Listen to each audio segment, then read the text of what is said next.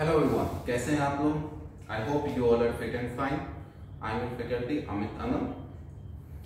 सो UPSC, आप लोग तो जानते हैं यूपीएससी के बारे में। यूनियन पब्लिक सर्विस कमीशन, संघ लोक सेवा आयोग अपना एक पेपर कंडक्ट करती है सीसेट का। ठीक है, सिविल सर्विस का एग्जाम जब आप देने जा रहे हो तो आपका पेपर कंडक्ट होता है, प्री मेंस ये होते हैं। ठीक है, तो वो एक आपका एप्टीट्यूड टेस्ट चेक करते हैं सबसे पहले।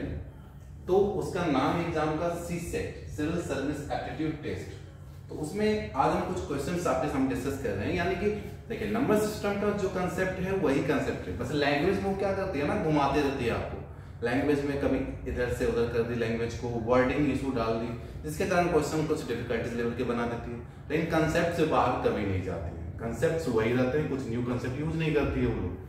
तो नंबर सिस्टम में प्रीवियस ईयर क्वेश्चंस में जो आपके क्वेश्चन तो पूछे हैं उन्हीं को हम बताएंगे, और उसके बेसिस पर कैसे कैसे और जनरेट कर सकते हैं वो भी हम डिस्कस करेंगे। ठीक है, तो हम देखते हैं वन बाय वन क्वेश्चंस। देखिए, ये सब क्वेश्चन आपके पूछे गए एग्जाम रिसेंटली 23 के पेपर में। तो एक एक क्वेश्चन को हम अच्छे से देखते हैं और डिस्कस करते हैं कैसे हम अप्रोच करें। पहला क्वेश्चन है, सबसे पहले क्वेश्चन को अच्छे से पढ़ेंगे। Each digit of a 9 digit number is 1, यानी कि 9 डिजिट का नंबर है, उसके सारे डिजिट क्या है, 1 है। तो ठीक है, यानी कि 1 1 1 1 1 1 1 1 1, सारे डिजिट क्या है, 1 1 1 ही है। It is multiplied by itself, यानी कि एक नंबर है, इसको मल्टीप्लाई कर दिए गए सेम नंबर से, यानी कि उसी नंबर से इसको हम क्या किए, मल्टीप्लाई कर दिए। मल्टीप्लाई करने के बाद करना है what is the sum of the digit of the resulting number, यानी इसको मल्टीप्लाई करने के बाद जो आपका रिजल्ट आएगा ना, उसका डिजिट का सम कर देना है। वो आंसर आपसे पूछा जा रहा है। देखिए, नॉर्मल सा हम 11 का स्क्वायर करते हैं तो देखिए 121 होता है। ये 121 कैसा है, यहाँ नंबर, यहाँ कितने 1 है, 2 हैं, तो 2 बार काउंट करेंगे, 1 2, फिर 2 से रिवर्स आएंगे 1 पे, तो 1 पे आ गए।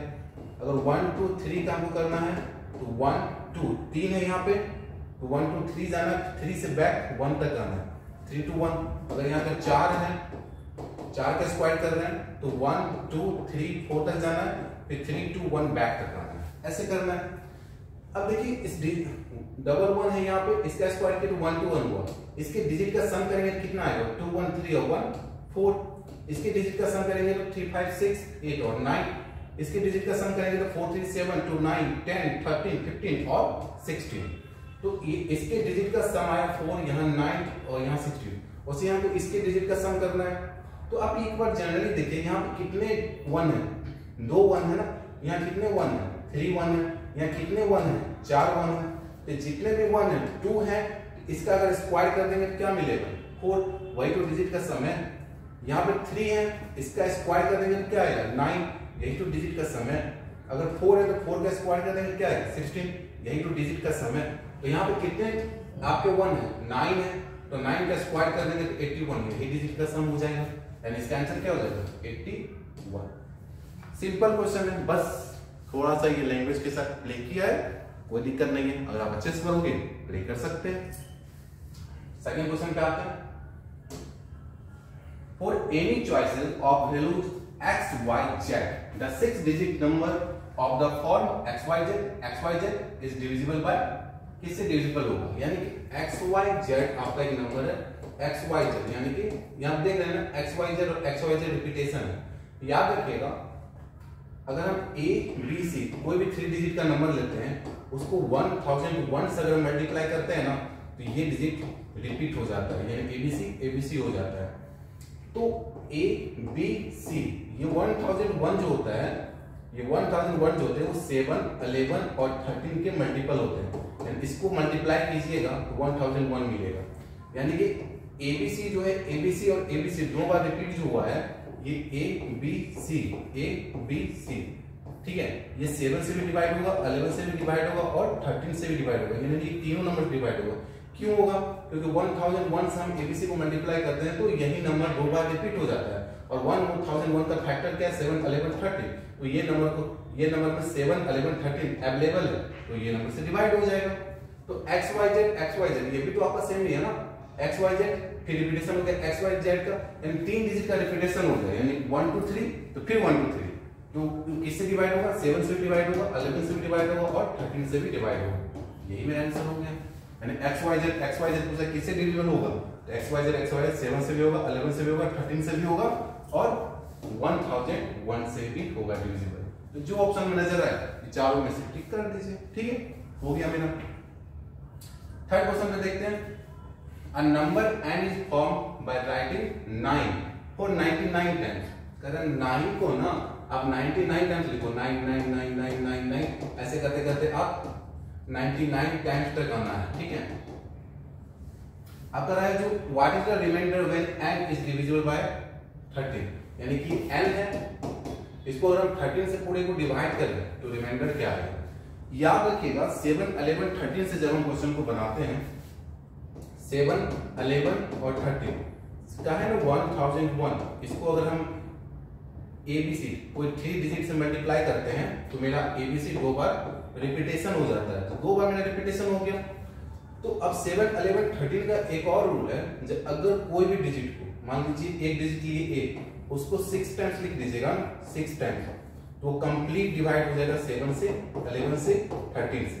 यानी कि 7, 11, 13 जो है ये भी नंबर को डिवाइड करेगी ABC, या कोई नंबर को हम 6 टाइम्स लिख दें उसको भी 7, 11, 13 डिवाइड कर देंगे। मान लीजिए 2, 2, 2, उसको 6 टाइम्स लिख दीजिए, ये 7 से भी डिवाइड हो जाएगा, 11 से भी डिवाइड हो जाएगा और 13 से भी ये डिविजिबल हो जाएगा। तो 13 है यहाँ पे, यानी हर एक 6 का पेयर डिविजिबल होगा 13 से, तो 99 टाइम्स तक में 6 का पेयर कहां तक जाएगा, 96 तक जाएगा, 96 तक, यानी 96 9 जो होगा वो डिवाइड हो गया। बाकी कितने बचेंगे 99 में, 96 डिवाइड हो गए तो 3 9 बचेंगे ना, तो ये 3 9 को चेक करना है, ये 3 9 को फर्दर 13 से डिवाइड करना है, तो 37 जाएगा 91 हो गया, इतने बचा क्या 8, 89 बचा, 89 को फिर 30 से डिवाइड कीजिएगा 78, 36 जब, तो कितना रिमाइंडर आएगा 11 मेरा रिमाइंडर आ जाएगा। ये मेरा क्या हो गया, आंसर हो गया। समझ में आया ना? ऐसे हम क्वेश्चन को आराम से डील कर सकते हैं, तो कैसे ये बनेगा। ठीक है, क्लियर हुआ ये? 13 से डिवाइड किया, 37 जा 91 हो गया, यहाँ बचा कितना 8, 89 हो गया, 36 से 78, तो 89 में 13 से डिवाइड करेंगे तो कितना आ जाएगा 11 रिमाइंडर। आंसर क्या हो जाएगा इसका 11 हो गया। ये याद रखिएगा कंसेप्ट। फोर्थ क्वेश्चन है what is the remainder when 2 power 192 is divisible by 6, यानी कि 2 पर पावर 192 को अगर हम 6 से डिवाइड करें तो रिमाइंडर क्या होगा, ये हमसे पूछा जा रहा है। याद रखिएगा कंसेप्ट है 4 पे पावर एनी नेचुरल नंबर, 4 पे पावर कोई भी नेचुरल नंबर रहे आपका, और उसको हम 6 से डिवाइड करते हैं तो रिमाइंडर हमेशा 4 ही होगा। रिमाइंडर हमेशा क्या होगा 4 पावर 1 डिवाइड 6, 4 का square divide 6, 4 power 3 64 divide 6, remainder हमेशा 4 ही आएगा। यानी कि इस 4 को तो हम ऐसे लिख सकते हैं 2 का स्क्वायर पर पावर एनी नेचुरल नंबर, ऐसे भी लिख सकते हैं any natural number divide 6, remainder क्या आएगा 4 ही आएगा। 4 लिखिए, 2 का स्क्वायर लिखिए, यहाँ पे क्या है 2 पावर 192 है, इसको हम ऐसे लिख सकते हैं ना 2 का स्क्वायर, यानी 2 का फैक्टर अलग कर लिए, बाकी इधर कितना बचा होगा 2 9 जा 2 6 जा, इतना बचा होगा, इसे इसको मल्टीप्लाई कीजिएगा फिर ये आ जाएगा। 2 हम क्या किए इसे कॉमन निकाल लिए, और 6 से अगर हम डिवाइड करते हैं तो ये 4 है ना, 4 पावर एनीथिंग डिवाइड 6, रिमाइंडर क्या आएगा 4, आंसर क्या हो गया 4 ही हो जाएगा। सिंपल, इसका आंसर क्या हो गया 4 हो गया। आगे चलते हैं,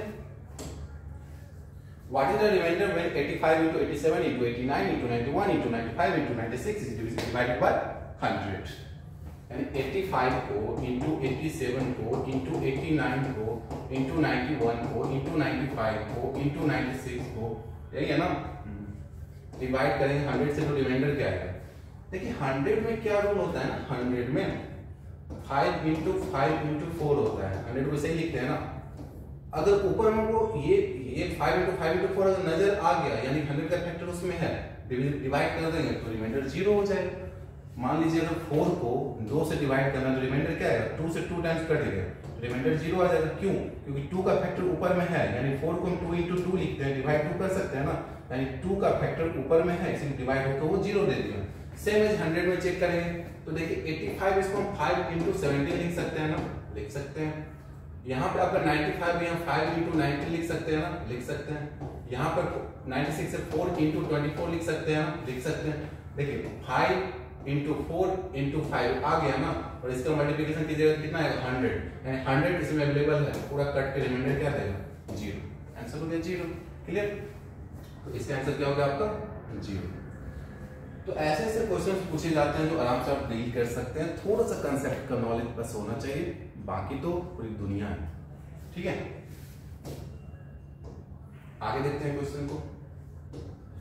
If ABCDEF are both 3-digit numbers such that ABCDEF are distinct non-zero digit, non-zero मतलब वो जीरो नहीं होना चाहिए, such that ABC यानी क्या है ABC में DEF को अगर हम ऐड करते हैं तो 1 1 1 1 ये रिजल्ट आता है। तो आपसे पूछ रहा है A plus B plus C plus D plus E plus F क्या हो, इसका सम क्या हो। सबसे पहली बात आपको देखना है कोई भी डिजिट क्या 9 से बड़ा हो सकता है, नहीं, क्योंकि 6 डिजिट नंबर है ABC, सब डिजिट है, तो डिजिट तो 0 से लेकर 9 तक ही हो सकते हैं, उसके बाद तो नंबर हो जाते हैं। तो अगर हम इसको देखें C और F को ऐड करना है, ऐड करके वो क्या लाना है 1, तो 1 किस कंडीशन में आ सकता है, क्या 9 और 9 रखते हैं, नहीं रख सकते हैं, क्यों, क्योंकि ABCDEF सब डिस्टिंक्ट होने से, डिस्टिंक्ट का मतलब क्या हुआ डिफरेंट नंबर, डिफरेंट डिजिट होने चाहिए। अगर A को आप 5 ले रहे हो ना तो BCDEF में से कोई 5 नहीं होगा, सब अलग अलग डिजिट आपको लेना है। तो C और F यहाँ कैसे आ सकता है, 1 कैसे आ सकता है, तो पॉसिबिलिटी क्या है, अगर हम इसको 9 रखें, इसको 2 रखें, 9 to 11, 11 का 1 आएगा और एक कैरी चला जाएगा आगे में, या 7 और 4 11 होगा, 11 का 1 एक कैरी चला जाएगा, 8 और 3 11 होगा, 11 का 1 कैरी चला जाएगा, 6 और 5 11 होगा, 11 का 1 कैरी चला जाएगा। यानी कि ये रखिए या इसका रिवर्स कर दीजिए, पहले 2 उसके बाद F को 9, यानी कुछ भी रखिएगा ये दोनों का सम आपको क्या रखना है 11 ही रखना पड़ेगा। तो अगर हम मान लीजिए कोई भी पॉसिबिलिटी लेते हैं, सारा सही, आप जो है वो पॉसिबिलिटी उठा सकते हैं, सारा सही होगा, क्योंकि सम तो 9 ही आने वाला है। 9 और 2 11 का 1 ले लिए, कैरी कितना चला गया यहाँ पे 1, और यहाँ पे B प्लस E को ऐड करेंगे तो फिर यहाँ पे क्या होना चाहिए 1 होना चाहिए, यानी कि B और E का सम कितना होना चाहिए 10 होना चाहिए, क्योंकि E दोनों का सम 10 होगा, 10 प्लस 1 11, 11 का 1 होगा, क्योंकि 11 से ज्यादा हम जा भी नहीं सकते हैं ना, क्योंकि 1 हमको रखना है, 1 रखने के लिए 11 का 11 ही रहना पड़ेगा। 12 अगर लेते हैं तो 2 हो जाएगा, तो 11 ही हमको रख सकते हैं। तो यहाँ क्या होगा B प्लस E, यानी B और E ये क्या हो सकता है, या तो 5 और 10 हमको रखना है, तो 10 के लिए क्या क्या पॉसिबिलिटी है, या तो 6 हो 4 हो 10 हो जाएगा, 7 हो 3 हो 10 हो जाएगा। इसके अलावा 10 हम नहीं रख सकते, 8 रखेंगे 2, लेकिन ये नहीं रख सकते, क्यों, क्योंकि 2 हम ऑलरेडी यहाँ पे यूज कर चुके हैं, तो ये चीज हम नहीं ले सकते हैं। तो या तो 6 4 रखिए, 7 3 रखिए, मान लीजिए इसको 6 और 4 ही रखते हैं, तो 6 4 10 11 का 1 कैरी 1 चला गया। अब फिर यहाँ पे A और D का सम कितना हो जाएगा 10, क्योंकि कैरी 1 भी है, तो यहाँ पर 11 हो गया, यानी कि आप 6 और 4 ले चुके हैं, तो आगे कौन बचा होगा 7 और 3, 7 3 10 और 1 11 हो गया, यानी कि आपका सम पूछ रहा है ना, सबको ऐड कर दीजिए, 7 3 10 हो गया, 9 2 11 हो गया, 21 और 6 4 10, यानी कि 31। आंसर क्या हो जाएगा, आपका सम क्या हो जाएगा 31, आंसर क्या हो जाएगा इसका 31। देखिए नॉर्मल सा कैलकुलेशन होता है ना, हम लोग जोड़ते हैं 2 3 5, बस उसको डिजिट में नहीं देके एक लेटर में दे दिया, आपको कहा आप फाइंड आउट करो जो वहां पर क्या होना चाहिए, सिंपल रहता है, बस देख रहा होता है थोड़ा। What is the unit digit in the expansion of ये, यानी कि 5 7 2 4 2 पे पावर है 9 इंटू 7 इंटू 5 इंटू 3 इंटू 1, कहता है इसका यूनिट डिजिट क्या होगा। देखिए यूनिट डिजिट का एक अप्रोच है, याद रखिएगा, अगर यूनिट डिजिट का मतलब क्या होता है, सबसे पहले तो यूनिट डिजिट का मतलब हुआ ये है मेरा यूनिट डिजिट, तो बाकी डिजिट से हमको कोई मतलब ही नहीं, इससे हमको कोई मतलब नहीं, इस पे पावर जो रहेगा उससे डिसाइड होगा यूनिट डिजिट इसके पावर के अकॉर्डिंग ही आएगा, ठीक है। तो अगर याद रखिएगा नंबर 0 हो यूनिट प्लेस पे, या 1 हो या 5 हो या 6 हो, इसमें से कोई भी नंबर आएगा ना पावर कुछ भी रहे, हमेशा यूनिट डिजिट आपका सेम ही हो जाएगा, यानी सेम का मतलब हुआ 0 पे पावर कुछ भी 0 ही होगा, 1 पे पावर कुछ भी 1 ही होगा आंसर, 5 पे पावर एनीथिंग 5 ही होगा, 6 पे पावर एनीथिंग 6 ही होगा। अगर 4 आ रहा है ना या 9 आ रहा है तो 2 कैसे हो जाते हैं, 4 पे अगर ऑड है नंबर यही हो सकता है, 4 पर आपका इवेंट नंबर यही हो सकता है, 9 पे आपका ऑड है या 9 पे आपका इवेंट। 4 पे अगर ऑड नंबर हो, कोई भी ऑड नंबर हो तो हमेशा यूनिट डिजिट 4 ही होगा, 4 पर इवेंट हो हमेशा यूनिट डिजिट 6 होगा, 9 पे ऑड हो ना तो यूनिट डिजिट हमेशा 9 ही होगा, और 9 पे इवेंट हो यूनिट डिजिट हमेशा 1 ही होगा। ये याद रखिएगा। इसके अलावा कौन से नंबर बच गए, 2 बच गए, 3 बच गए, 7 बच गए और 8 बच गए। तो डिजिट तो कितने होते हैं, 10 डिजिट होते हैं 0 से लेकर 9 तक, जिसमें 1 2 3 4 5 और 6 का यूज कर लिए तो बच्चे कौन होंगे 4। ये 4 में से कोई भी डिजिट आ गए ना उस पर पावर कुछ भी है तो पावर को 4 से डिवाइड कीजिए, पावर को 4 से डिवाइड करना है, 4 से डिवाइड करने पर या तो रिमाइंडर 3 आएगा, या तो रिमाइंडर 2 आएगा, या तो रिमाइंडर 1 आएगा, या तो रिमाइंडर 0 आएगा। अगर 3 है तो यूनिट डिजिट पे पावर वही डाल दीजिए 3 और उसका वैल्यू निकाल दीजिए, वही यूनिट डिजिट होगा। अगर 2 है तो पावर में 2 डाल दीजिए, वही यूनिट डिजिट होगा। अगर 1 है तो पावर में 1 डाल दीजिए, वही यूनिट डिजिट होगा। अगर 0 है तो पावर में 4 डालना है, क्योंकि 4 से कंप्लीटली डिवाइड होने का मतलब रिमाइंडर अगर 0 आता है तो पावर में 4 ही देना है। जैसे मान लेते हैं 2 का पावर 9, 2 का पावर 10, 2 का पावर 11, 2 का पावर 12, इसका यूनिट डिजिट निकालना है तो पावर को 4 से डिवाइड कीजिए, पावर को 4 से, पावर को 4 से, पावर को 4 से, 4 से डिवाइड किए तो रिमाइंडर क्या आएगा 1, तो 2 पावर 1, यहाँ पर 4 2 जा 8, 10 है तो 2 का स्क्वायर रिमाइंडर, यहाँ पर 11 है तो 2 का पावर 3, और यहाँ पे 12 है तो 4 से कंप्लीटली डिवाइड है ना तो 2 का पावर कंप्लीटली डिवाइड मतलब रिमाइंडर 0, जब रिमाइंडर 0 आए पावर 4 ही दे देना है। तो यहाँ 2 हो गया, यहाँ 4 हो गया, यहाँ 8 हो गया, यहाँ 16 हो गया, 16 का यूनिट डिजिट 6 हो गया। तो बस ये रूल लगाना है, पूरा यूनिट डिजिट ही है, ठीक है। तो अगर यहाँ पे 9 7 5 3 1 है, इसको 4 से डिवाइड कीजिए, 4 से जैसे हम जैसे 5 को डिवाइड करते हैं रिमाइंडर क्या आएगा 1 into 3 into 1 क्या होगा यहाँ पे 3 into 7 21 को 4 से डिवाइड कीजिएगा तो 4 5 से 21 बचेगा, 1 into 9 हो गया, 4 2 जा 8 1 बचा यहाँ पे, यानी इसको डिवाइड करने पर 4 से रिमाइंडर क्या रखा है 1, 2 पावर 1 क्या हो जाएगा 2, आंसर क्या हो जाएगा 2, ये मेरा 2 हो गया। ऐसे था तो 2 के लिए बस यही था, हम आपको पूरा बता दिया। आगे देखते हैं, if PQ are a distinct single digit positive number then what is the greatest value of P plus Q R plus S, P plus Q और R into S, R plus S का greatest number पूछ रहा है और PQ R distinct का मतलब है different number होने चाहिए, सिंगल डिजिट नंबर होने चाहिए, यानी 0 से लेकर 9 तक की होनी चाहिए, और ग्रेटेस्ट वैल्यू पूछ रहा है, ग्रेटेस्ट वैल्यू पूछ रहा है यानी कि हमको 0 से 9 तक में सबसे ग्रेटेस्ट कौन है 9। अगर आप 9 ले लिए हो एक नंबर को तो दूसरा नंबर आप 9 नहीं ले सकते हो, तो कौन ग्रेटेस्ट ले सकते हो 8, तीसरा क्या ले सकते हो 7 और 4, इसके अलावा आप कोई भी नहीं ले सकते हो।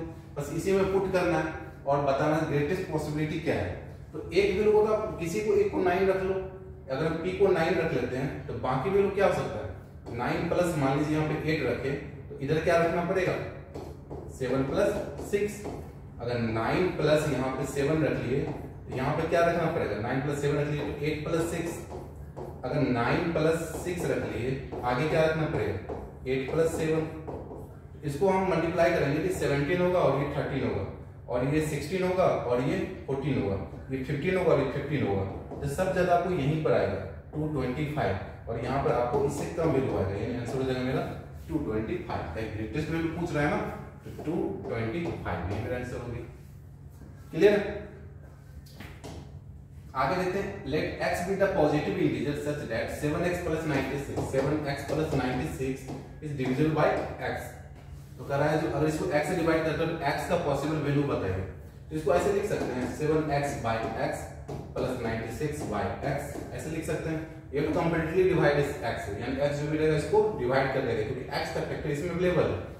अब देखिए x इसको डिवाइड करें, यानी कि जो फैक्टर 96 का होगा वो यहाँ पर रखेंगे उसे कंप्लीटली डिवाइड हो जाएगा, यानी 96 का टोटल नंबर ऑफ फैक्टर निकाल लीजिए। इसको हम कैसे लिख सकते हैं 96 को ऐसे लिख सकते हैं ना 4 into 24, 4 into 4 into 6, 2 का स्क्वायर 2 पावर 4 into 2 into 3, यानी इसको लिख सकते हैं 2 को पावर 5 इंटू 3 पावर 1 4 है, यहाँ 1 है तो 5 हो गया है और 3 पावर 1। तो इसका टोटल नंबर ऑफ फैक्टर कैसे निकालते हैं, जो पावर होता है उसमें 1 ऐड कर देते हैं 6 इंटू पावर 1 ऐड कर देते हैं 2 तो 12 हो गया, यानी x का टोटल 12 वैल्यू पॉसिबल है। यानी कि 96 में 96 का फैक्टर करेंगे तो 12 वैल्यू ऐसा आएगा जहां x को रखेंगे तो x से कंप्लीटली डिवाइड हो जाएगा। मींस 2 रखिएगा डिवाइड हो जाएगा, 4 रखिएगा डिवाइड हो जाएगा, 3 रखिएगा डिवाइड हो जाएगा, 6 रखिएगा डिवाइड हो जाएगा, सही। आगे भी 8 रखेंगे डिवाइड हो जाएगा, नंबर आते जाएंगे, ठीक है। 2 3 4 6 8, ठीक है, और आगे नंबर आएंगे बहुत सारे, तो 12 हो गए इसका आंसर, ठीक है। आगे देखते हैं, d is a 3 digit number such that the ratio of the number to the sum of its digit is least। तो d एक 3 डिजिट का नंबर है, हम मान लेते हैं वो 3 डिजिट का नंबर मेरे पास क्या है x y z है। इसको हम एक्सपेंशन फॉर्म कैसे लिखेंगे, 100x plus 10y plus z।